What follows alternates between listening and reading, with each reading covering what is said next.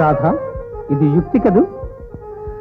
మగని ప్రాణము అత్తమామలకు చూపు, పరులుగై కొన్న రాజ్యము వైభవము, ముద్దు పాపల వరముగా పొందగలిగే వెలది సావిత్రి తన యుక్తి వలనగారే.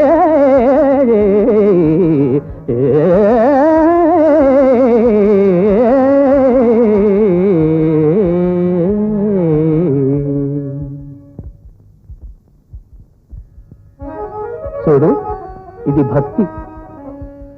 నిండు కొలువున కీడిచి నీచమతులు, వలువలూదిచి తలవంపు సలుపనిల్స,